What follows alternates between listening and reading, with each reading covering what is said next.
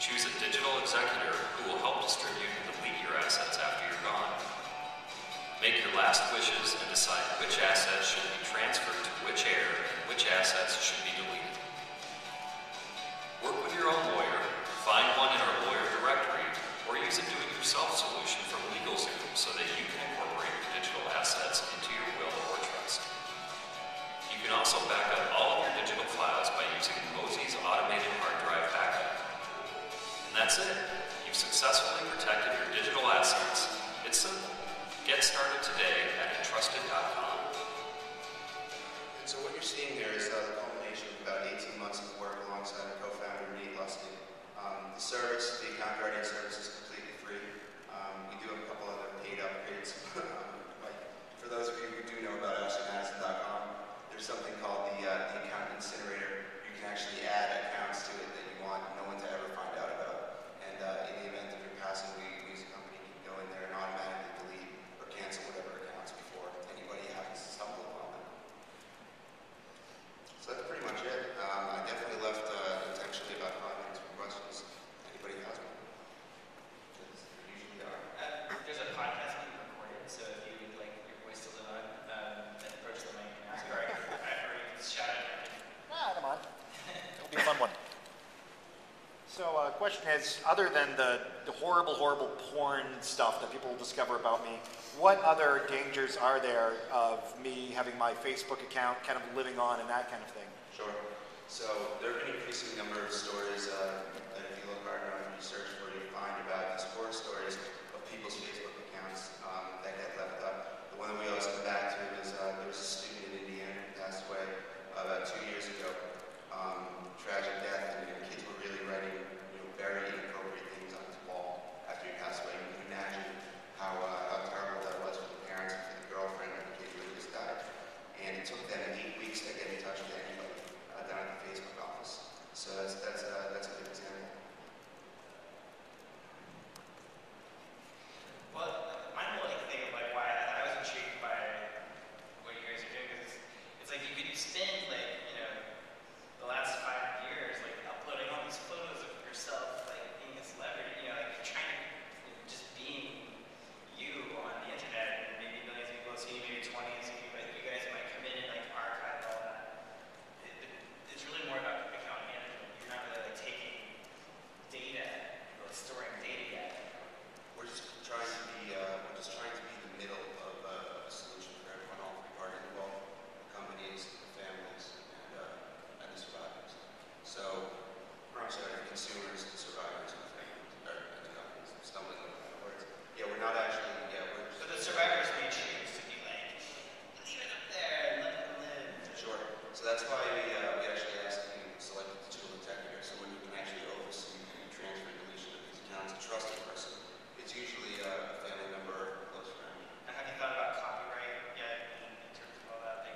So I guess the executors would become the copyright holders or the heirs would become the copyright holders of the blogging that happened for years. Sure. So that's part of our legal solution, which I actually didn't really talk about today. But the example that I always use is, all right. So let's say that I have a Rolls Royce sitting in my driveway, and I wrote down on a piece of paper, if something happens to me, I want my Rolls Royce to go to my brother. So I walk out my door, I get hit by a Mack truck, and people stumble upon that little note, and they say, well, that's all good and dandy, but at the end of the day, that little note wasn't part of the will, it wasn't part of the trust. So actually putting it into a LegalZoom will, or actually finding a lawyer that can incorporate it into your digital assets, is the way that you can actually secure that the copyright management gets put in the right people's hands. Otherwise, it's quasi-legal. It will work, but it's quasi-legal. If you want to be doubly sure, you should actually take the summary of your account guardian and bring it to a lawyer. Do you guys have some questions? Yeah, I was just wondering, how does... Hop up in there, Jane. Oh, jeez. I was wondering how your service interacts with the Facebook, how they memorialize people now. How does that work? Yeah, so Facebook is actually the only company that we've stumbled upon that is sort of being proactive in this field. Like you said, so for those of you who don't know out there, when somebody passes away on Facebook, again, if you dig deep enough into the help section, you can find something that allows them to memorialize the account. And Facebook's sort of the exception to the rule because they are the only company out there. The thing is, though, that Facebook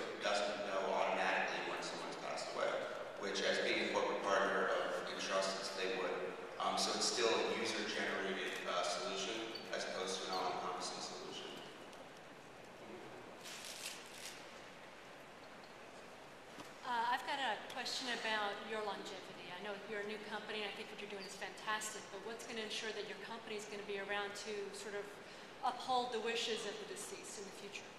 Sure. So like any other startup, obviously, we have our hopes that we'll still be around. In the event that we're not around, we're actually an incredibly cheap company to run. So if for some reason, we're not making enough money to stay afloat, we actually have a reserve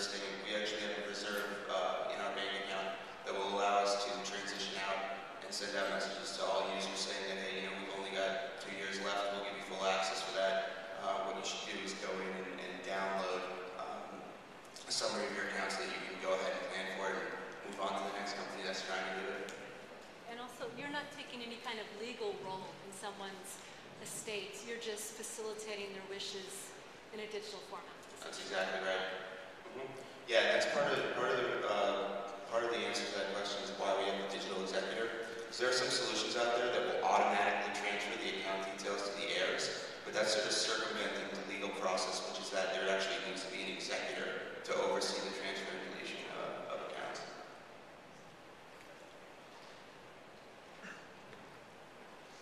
Would your service be appropriate for the more business or economic related assets? People who run businesses out of their homes, single persons, with all their email accounts and PayPal accounts and so forth?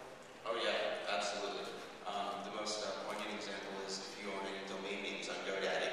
First of all, domains can be resold for a lot of money, but I own a domain that holds a blog that generates advertising revenue, and in the event that I pass away, I would want my heir to be able to access that advertising revenue and be the actual account holder of the domain name.